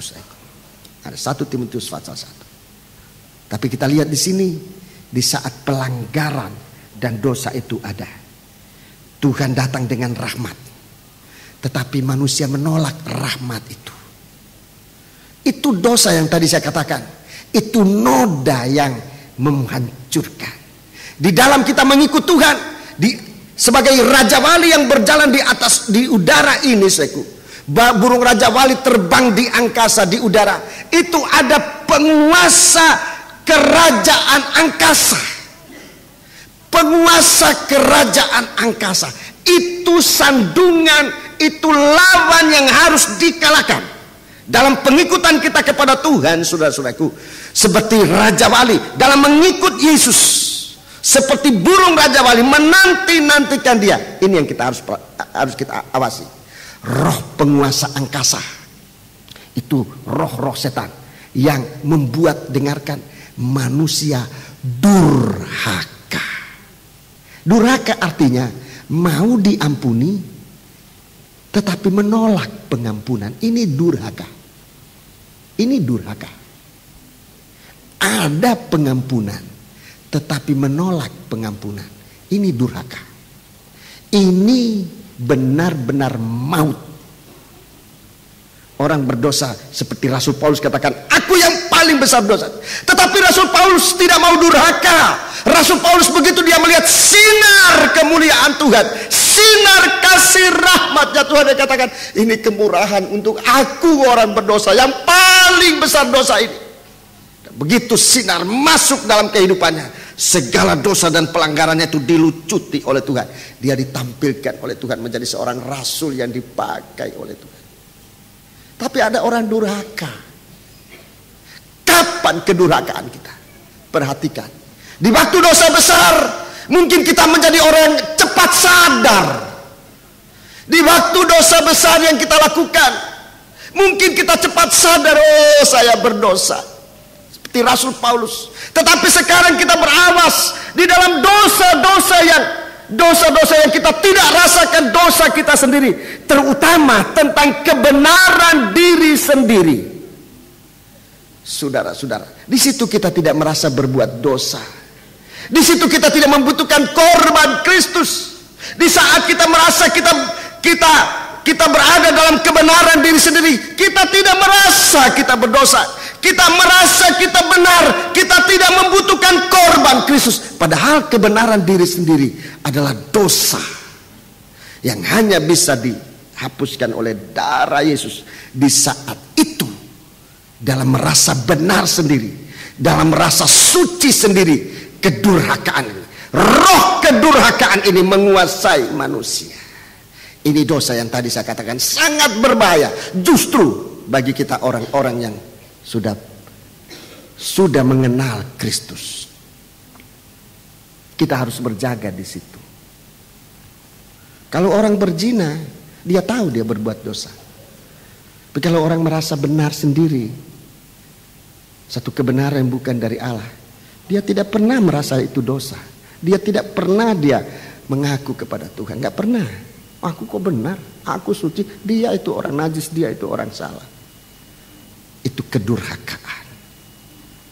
Ini yang barangkali atau mungkin sekali kita tidak pernah perhitungkan di hadapan Tuhan. Kalau seperti burung Raja Wali, satu kehidupan gambaran seorang raja yang kuat, seorang pemimpin yang bisa dituruti. Kalau ia mau mengakui kekurangan dan kesalahannya. Ini perlu. Sebab saat itu darah Yesus. Kalau kita merasa benar sendiri, suci sendiri, kita justru saudaraku nanti menjadi orang-orang durhaka. Bapak Pendeta Toteis selalu ngomong, dia merasa benar, lebih benar dari Roh Suci, lebih benar dari firman, merasa suci lebih suci dari Roh Suci. Ini banyak kali. Ini pendurhakaan. Ini pendurhakaan. Seringkali kita mengatakan orang mendurhaka itu adalah orang berzina, orang membunuh, orang mencuri. Ya, itu termasuk pendurhakaan. Tetapi mereka lebih gampang sadar daripada orang mendurhaka dengan merasa benar sendiri dan suci sendiri. Ini harus dijaga. Ini dijaga. Jangan kita gampang menghakimi orang. Perhatikan dengan baik-baik. Orang yang layak berjalan bersama dengan Kristus seperti burung raja wali. Dia tahu jauh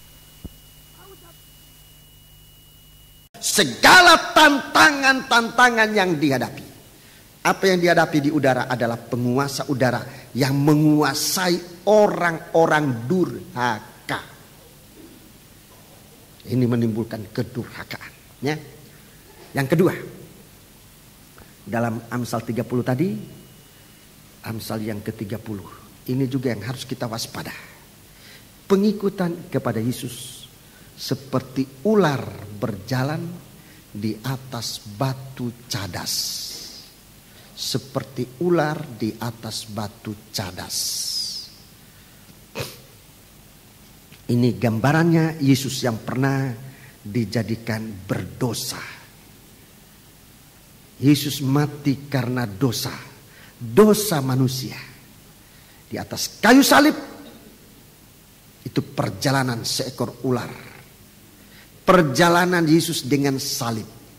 Itu batu cadas. Saudara-saudaraku. Jadi perjalanan kita mengikut salibnya Tuhan. Salah satu ayat tadi dalam 1 Petrus pasal 2 kita sudah baca. Perjalanan di atas salib. Perjalanan mengikut Tuhan pada jejak-jejak salib ini. 1 Petrus pasal 2 dibaca ini. 1 Petrus pasal 2 ayat yang ke-21. Ini cadas, ini batu cadas. Ini perjalanan orang Kristen di atas batu cadas. Sebab untuk itulah kamu dipanggil, karena Kristus pun telah menderita untuk kamu dan telah meninggalkan teladan bagimu, supaya kamu mengikuti jejaknya. Supaya kamu mengikuti jejaknya. Filipi pasal 1. Filipi pasal pertama. Surat Filipi pasal yang pertama. Surat Filipi pasal yang pertama. Kita baca ayat yang ke-29. Sebab kepada kamu dikaruniakan bukan saja untuk percaya kepada Kristus, melainkan juga untuk menderita untuk Dia. 30. Dalam pergumulan yang sama seperti yang dahulu kamu lihat padaku dan yang sekarang kamu dengar tentang aku. Jadi kalau kita bisa lihat, kita bisa dengar. Jadi perjalanan ikut salib Tuhan itu harus menjadi wujud kenyataan.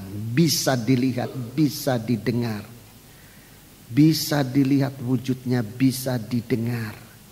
Perjalanan di atas salib ini. Perjalanan gereja Tuhan. Saudara-saudaraku, perjalanan gereja Tuhan di atas kayu salib ini mendapat juga tantangan. Ada tantangan yang harus kita hadapi. Kalau tadi itu roh-roh jahat. Roh-roh yang jahat. Roh yang membuat manusia durhaka. Sekarang di atas batu cadas.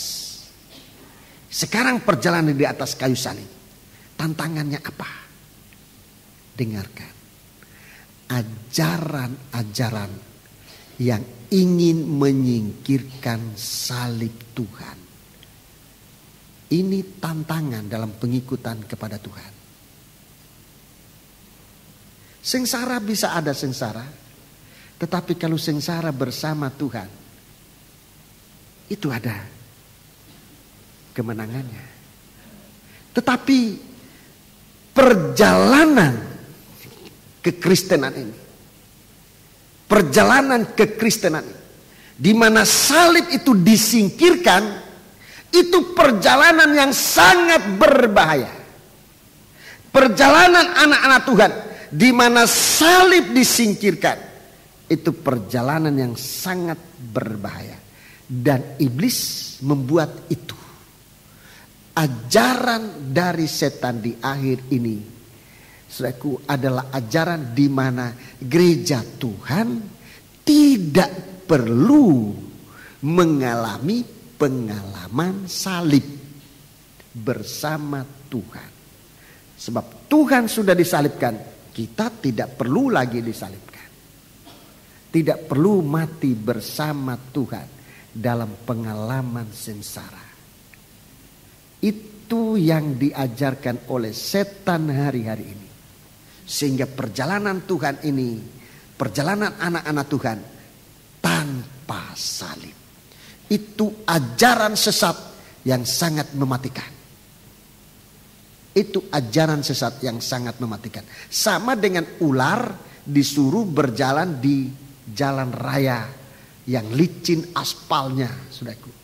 Beberapa menit aja dia sudah hancur, tidak kelihatan lagi. Sudah jadi lebih lumat dari perkedel. Sebab akan terlindas oleh arus gerakan dunia yang begitu cepat di hari-hari ini.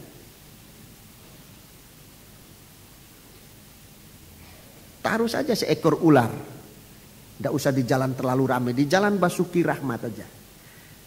5 menit. Mungkin tidak cukup 5 menit. Sudah jadi lebih lumat dari perkedel. Hancur. Anak-anak Tuhan yang berjalan tanpa salib banyak mengalami kehancuran.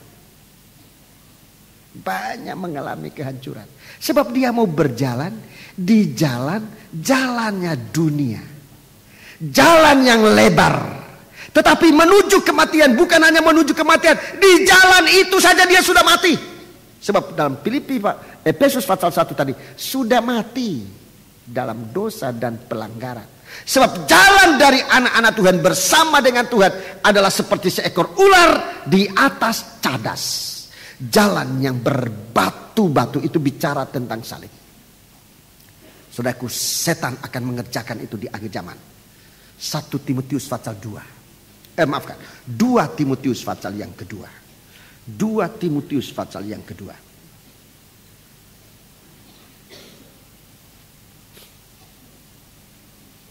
Ayat 15.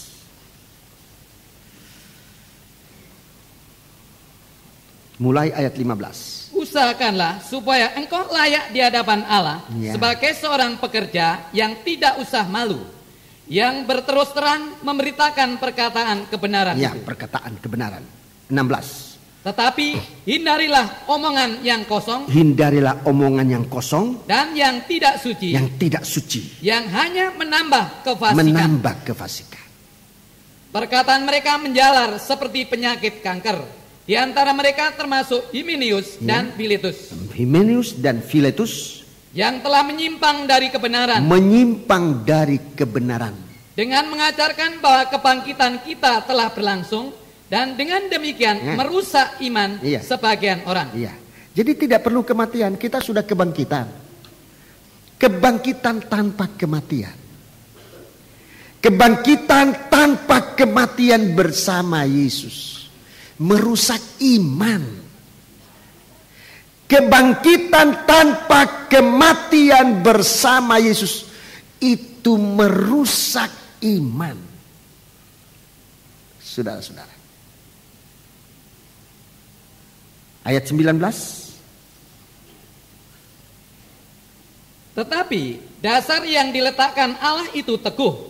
Dan meterainya ialah Tuhan mengenal siapa kepunyaannya. Ya, siapa kepunyaan?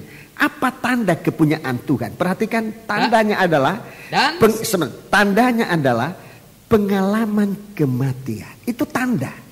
Meterai kepunyaan Tuhan itu ada tanda kematian. Meterai kepunyaan Tuhan ada tanda kebangkitan. Itu dalam Fatsal 3 kitab Wahyu, saya nanti akan bicara dalam kesempatan-kesempatan berikut. Tanda dari mempelai wanita kepunyaan Tuhan adalah ada kemuliaan. 3 tanda. Kematian, kebangkitan, dan kemuliaan.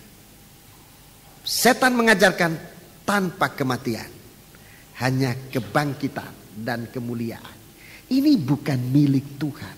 Ini tidak layak menjadi milik Tuhan. Tidak. Ini merusak iman. Ini yang merusak iman. Jadi hanya kebangkitan tanpa kematian merusak iman. Tetapi yang sebenarnya Allah mengetahui, Allah mengenal siapa kepunyaannya. Terus, dan setiap orang yang menyebut nama Tuhan hendaklah meninggalkan kejahatan. Kejahatan yang paling dasar adalah menolak salib Tuhan. Itu paling dasar. Itu yang paling dasar. Menolak salib Tuhan. Dosa apapun juga. Dosa apapun juga. Begitu kita sampai menerima salib Tuhan, dosa itu berguguran. Tidak bisa tahan. Dosa itu hilang kuasanya. Tetapi dosa sekecil apapun juga, kalau kita mau hapuskan dengan kekuatan kita sendiri, kita tidak mampu. Jadi suatu perjalanan seperti ular di atas cadas ini adalah perjalanan yang benar-benar harus kita perhatikan. Perjalanan bersama dengan Tuhan dalam tanda salib. Itu jangan dilupakan. Perjalanan yang ketiga seperti kapal di tengah lautan. Saudara tahu lautan, saudara-saudaraku, di lautan itu orang yang nanti paling kaya dan pernah paling kaya di dunia adalah orang yang kerja di laut. Itu orang yang paling kaya. Onassis, raja kapal, dia pernah paling kaya di dunia. Onassis punya kapal. Itu nanti orang kaya. Kalau saudara mau kaya, kerja kapal. Itu kesempatan kaya. Di kitab Wahyu dikatakan mereka nanti ini orang-orang kaya yang kerja di laut, di kapal-kapal itu tentu jadi orang kaya. Itu nanti akan muncul orang-orang kaya di bidang kelautan. Pekerjaan yang juga hebat di akhir zaman nanti membangun bidang pembangunan, apa namanya itu, investor, apa namanya itu, istilah-istilah, pengembang, pengembang, ya itu istilahnya. Itu nanti kaya sekali itu. Tapi yang paling kaya orang di laut, paling kaya. Restoran-restoran juga hebat nanti. Toko-toko nanti dirubah jadi restoran.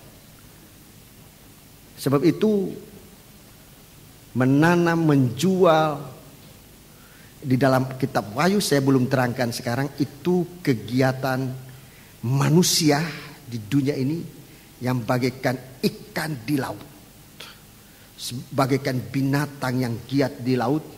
Tetapi dari binatang-binatang ini nanti akan muncul disebutkan binatang buas. Itu binatang buas, binatang yang akan menghojat. Dan dia punya kekuasaan untuk menguasai dunia. Ini gawat sudah, itu sungguh gawat. Tapi waktu akan sangat panjang sekali kalau saya terangkan sekarang. Mampu sampai jam 4? Gak mampu? Gak mampu ya kita berikutnya aja. Sebab saya tidak mau juga menerangkan tergesa-gesa. Sebab ini sangat urgen, sangat penting sekali. Ini berita yang sangat penting untuk akhir zaman. Datang dalam Bible Study. Itu perjalanan kapal di atas lautan. Dan sudah akan lihat nanti kapal ini, apa nasibnya kapal ini. Sudah nanti akan lihat apa nasibnya kapal ini. Dia nanti akan menjelajahi bumi ini. Kapal-kapal akan menjelajahi bumi ini. Tapi kita bukan kapal biasa, seperti kapal di atas lautan. Apa yang harus kita lakukan? Ini nanti pokok dalam Bible Study. Dan sekaligus yang keempat, perjalanan seorang pria dan seorang gadis. Ini suatu perjalanan hebat, saudara. Tapi rasanya ini adalah topik nanti pada Bible Study. Untuk kali ini sampai di sini.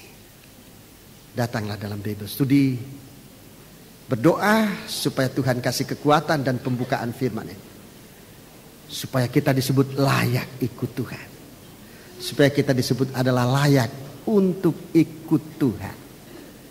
Puji Tuhan. Jadi ada tantangan di kapal itu, ada tantangan, saudaraku.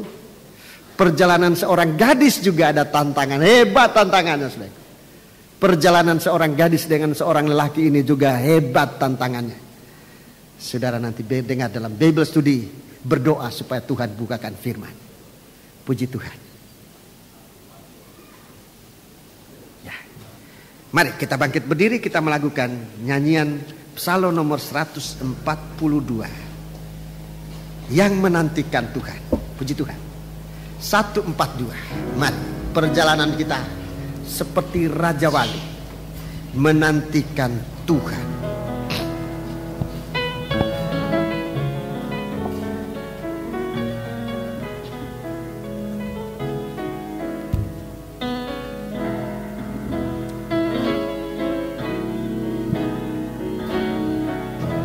Haleluya. Yang menantikan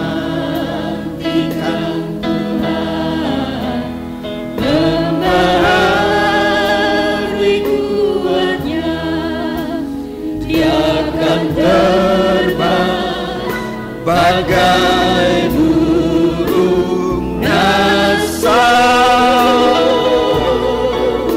dia lari dan tak lelah, dia jalan dan tak jatuh.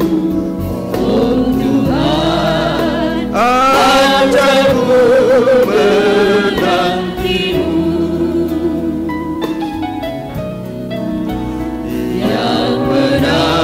Menantikan Tuhan, mengetahui kuatnya, dia akan terbang bagai burung nasar.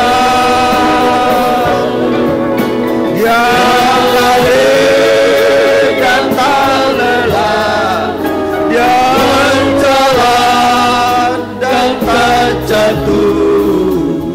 Oh Tuhan, ajarku menantimu. Dengan perlahan-lahan.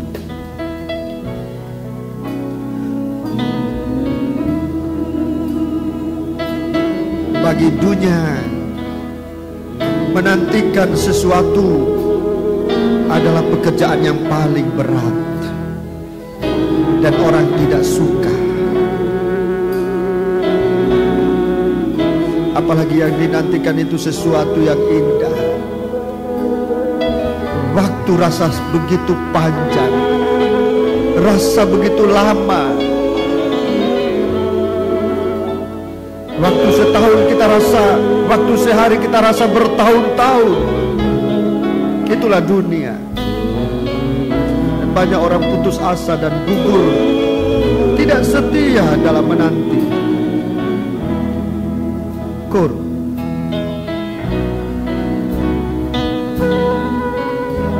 Tetapi dalam menantikan Tuhan,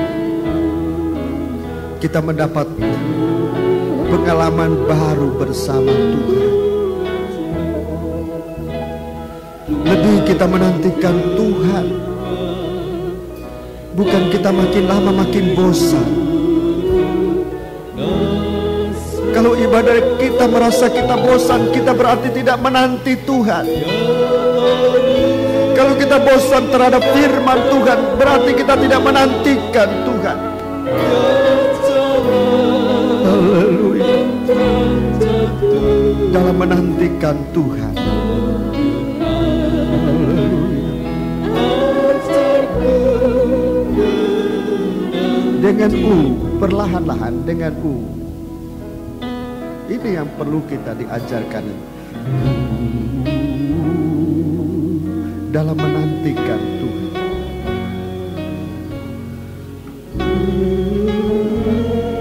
Apa yang kita pelajari? Semakin kita bekerja, semakin kita mengasihi pekerjaan Tuhan itu. Kelelahan dilewatkan oleh Tuhan. Semakin kita merasa kekuatan baru untuk mengasihi Tuhan.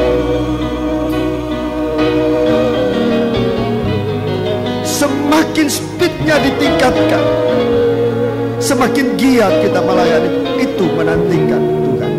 Ini yang harus dipelajari. Ajarku menantimu. Kita melakukan kor ini semua. Yang benar, kita angkat tangan Tuhan, bagaikan seorang murid yang ingin diajari suatu pengalaman baru, tidak pengalaman dunia, tapi pengalaman surgawi, pengalaman sang raja di atas segala raja. Semakin bekerja, semakin cepat berlari, semakin bahagia. Haleluya. Ya jalan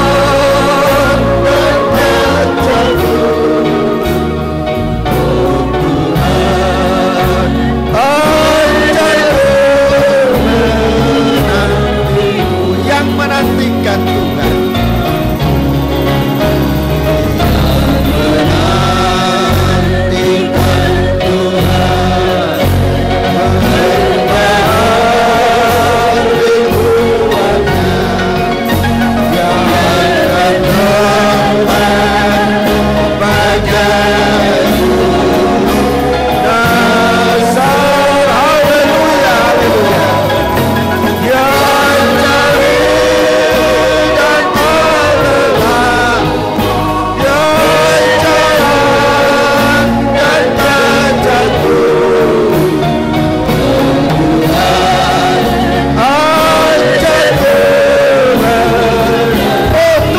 Ajarku menantimu. Oh Tuhan, ajarku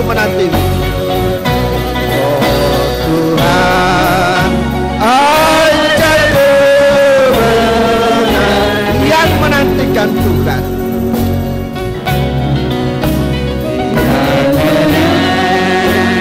Kalau saudara mau menyembah Allah, dalam permohonan, dalam penyembahan ini, sembahlah Allah dengan roh dan dengan kebenaran. Haleluya.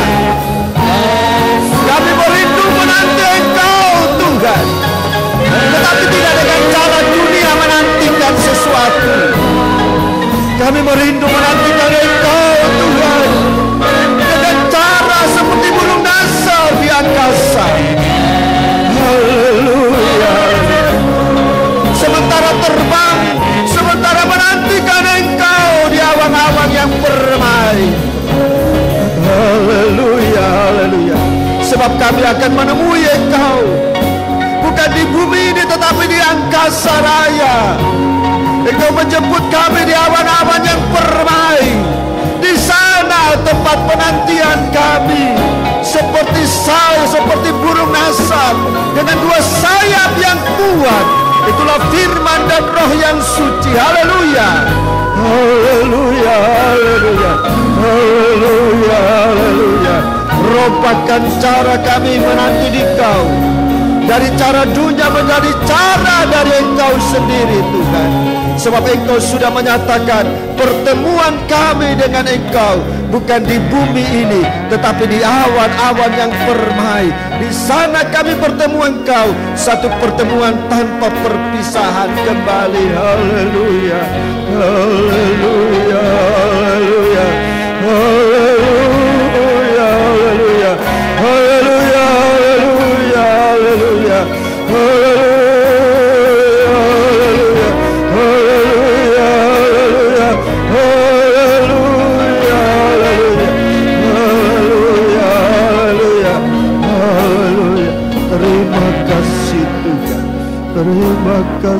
Haleluya. Ajarkan kami menanti kedatangan-Mu, tidak seperti dunia ini menantikan sesuatu, tetapi seperti Engkau inginkan kami menanti kedatangan-Mu. Itulah yang Engkau ajarkan kepada kami, dengan kekuatan yang selalu Engkau baharui di dalam kami. Terima kasih Bapa, terima kasih. Haleluya, terima kasih. Segala puji hormat dipersembahkan bagi Dikau. Kuatkan kami Tuhan, haleluya, agar kami bagaikan burung nasar yang tidak mengenal lelah. Sebab penantian kami, Engkau datang tidak di atas bumi ini, tapi dalam Alkitab, dalam firman-Mu kami baca, kami bertemu dengan Engkau di awan-awan yang permai. Tolong kami Tuhan. Terima kasih, berikan kami kedua sayap burung nasar itu ya Tuhan. Itulah firman dan Roh-Mu yang suci menjadi kekuatan kami. Dan biarkan kami berjalan bersama Engkau, bukan tanpa salib, tetapi dengan salib-Mu. Sebab kami percaya penderitaan-penderitaan bersama Dikau dengan salib-Mu, salib bersama Dikau adalah kuasa kebangkitan bagi kami Tuhan. Tapi salib tanpa Dikau satu kehancuran buat kami. Tolonglah kami Tuhan. Terima kasih. Haleluya. Dalam nama Yesus kami berdoa. Amin. Kita kiranya tetap giat dalam menantikan kedatangan Tuhan. Tidak pasif, tapi kita aktif. Di tahun ini saudaraku, kita harus menggunakan kesempatan untuk ambil kegiatan-kegiatan. Memang kita belum ada suatu kegiatan kebangunan atau kegerakan rohani yang kita adakan, tapi kita tetap mempersiapkan diri untuk sewaktu-waktu kita melakukan pekerjaan Tuhan. Kita sudah siap, kita akan menyanyikan suatu nyanyian nomor 16 dari Psallo, dan kemudian kita akan berkorban, dan korban ini akan kita persembahkan kepada Tuhan lewat kegiatan Kabar Mempelai Internasional. Korban ini nanti akan kita kumpulkan dan kita akan masukkan dalam perbendaharaan yang Tuhan berikan kepada kita. Bagi saudara-saudara yang merindu untuk ambil bagian secara khusus dengan memberikan persembahan-persembahan, saudara langsung lakukan itu pada hari-hari ini. Seperti pada waktu-waktu yang lalu, kita selalu memberikan persembahan-persembahan khusus untuk kepentingan kegiatan Kabar Mempelai ini. Silakan lakukan itu. Tuhan menyertai kita sekali. Nomor 16.